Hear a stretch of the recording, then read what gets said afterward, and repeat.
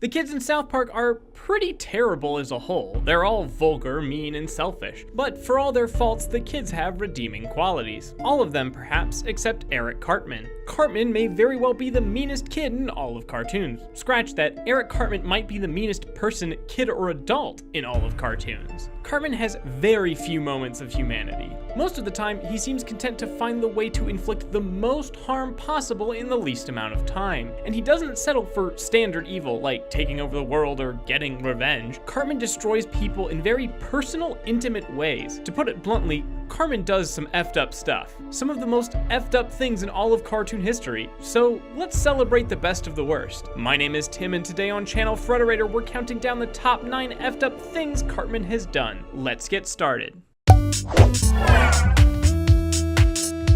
Number 9. Cartman helps the South to rise again. Cartman takes bets very seriously. Seriously enough to wage entire wars across the country. When he joins the Confederacy in a Civil War reenactment, he declares he can win the war. After the boys bet on it, he not only rewrites the outcome of the current battle, but convinces his Southern brethren to march all the way to Fort Sumter and beyond in a glorious campaign, filled with a lot of letters to the home front and all the s'more schnapps you can drink. That's why the whole town goes along with this, by the way. They're drunk on s'more schnapps. This is quite a way to start off a list like this, but with the exception of Kenny, nobody gets hurt. No lives are destroyed. Cartman wants to win a bet and enslave Kyle and Stan, but he's not invested in the South's victory beyond that. It's effed up, but comparatively speaking, it's pretty mild. For the record, he doesn't win the war either. Stan and Kyle outwit him by reenacting Lincoln and Jefferson Davis negotiating a surrender. Therefore, Cartman as Robert E. Lee has to stand down. Number 8, destroying a television nanny. Cartman's mother has had enough of his shenanigans, and considering what her son is capable of,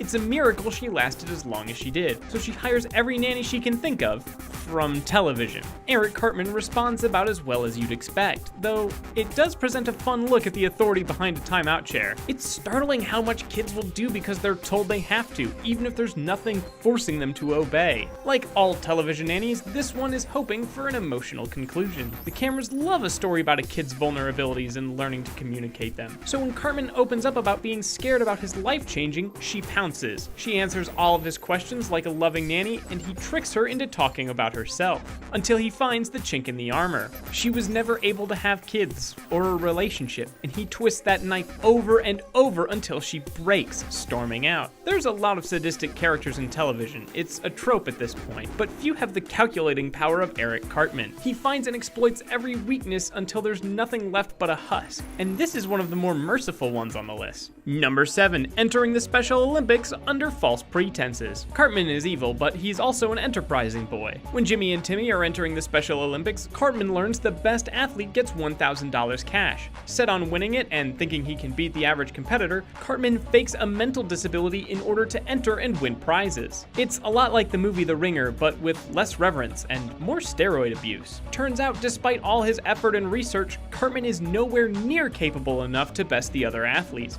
He comes in dead last in every event. It's effed up, but seeing immediate comeuppance helps soften the blow here. Also, it's a bit overshadowed by Jimmy using steroids and beating up his girlfriend, which is also effed up. Number 6, faking Tourette's to say what you want. Apparently, Cartman has a streak of faking disabilities. When Cartman meets a kid with Tourette's, he's confused and mean, and then after learning more, sees a golden opportunity. He decides to fake having Tourette's so that he's allowed to say whatever he wants to anybody. Cussing, insults, deep personal secrets he doesn't want anyone to know? Okay, the last one is more punishment than something he wanted. Somehow this seems worse than faking to get into the Special Olympics to me. The Special Olympics gambit requires at least some athletic effort and has a rational reward of $1,000. This doesn't. Cartman just goes out of his way to curse and shout and be mean and a nuisance. Credit where it's due though, I laughed way too hard at his rendition of I Got a Golden Ticket. Number 5, the Christmas Critters story. Cartman has an active and healthy imagination and comes up with an original Christmas story for the whole class to hear. It involves a bunch of cute animal critters asking for Stan's help in creating a manger for their savior. Stan obliges with all their requests, even killing a lion that had been harrying the poor creatures, only to learn that they they worshipped Satan and were attempting to bring the Antichrist into the world. The story then goes off the rails and becomes a story about trying to administer an abortion to stop the Antichrist's birth. And then Kyle being possessed because he's Jewish. It's horrifying, anti-Semitic, and definitely effed up. I know Mr. Garrison didn't ever care about his job, but even still, I can't believe he lets the story continue for as long as he does. It's not surprising that Cartman would take a dig at Kyle, but this story just has so much horror baked into it. It's almost like watching a Disney movie and then learning about the much darker story it's based on. Number 4,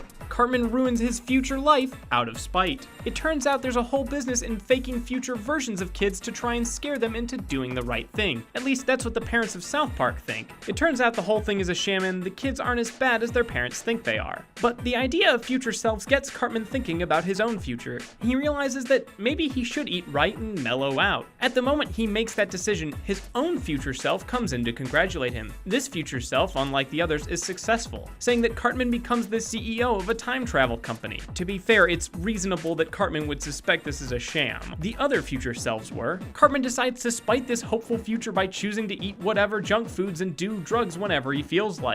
You see his successful future self transform into a miserable mechanic. Cartman doesn't just ruin other lives out of spite, he will ruin his own life out of spite. Number 3, using stem cells to create a pizza parlor. Cartman doesn't seem like the kind of person that would approve stem cell research to save a life. He doesn't care about the lives of others beyond what they can do for him. Why should he expend any effort to help anyone else that's sick? Why does he do it here? Well, he doesn't lobby for stem cell research to save a life, but rather clone a pizza parlor. The way he figures, if a stem cell can become anything, then enough should be able to take the shape and become a pizza place. It succeeds, or at least it nearly succeeds, in defiance of all science and reason, but the fact that Cartman can just smile and look over this horrible amalgamation of cells in roughly pizza shape is definitely effed up, no matter how you look at it. Number 2, Cartman responds to anger management. When Cartman misinterprets a height chart in the school hallway, his anger gets the best of him, leading to an unfortunate misunderstanding and public male anatomy chart. The principal thinks it would be best if Cartman got a few anger management sessions in, so that he can be calm and think through situations. Fair enough. So Cartman goes to anger management and seems pretty cool-headed. The counselor tries to pry rage out of him by insulting his size. If you've been paying attention, crossing Cartman in any way is a mistake.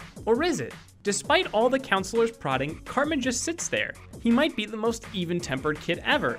Look at him, he's just texting. Until, of course, the counselor gets a phone call.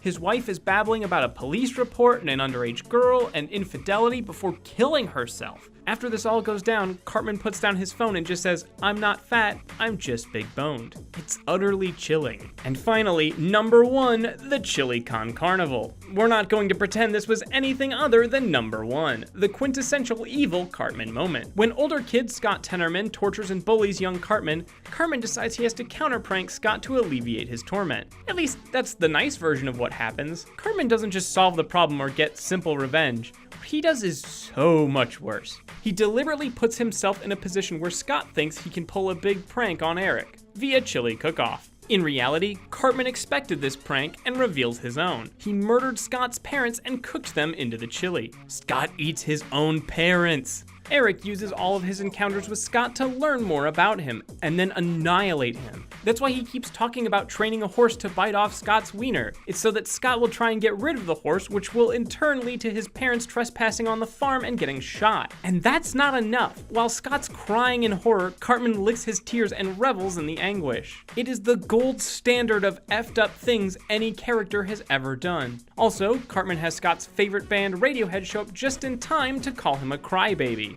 Screw you guys, I'm going home. Thanks for watching the top 9 effed up things Cartman has done. What do you think was the most effed up? Is there an effed up moment we missed? Let us know in the comments.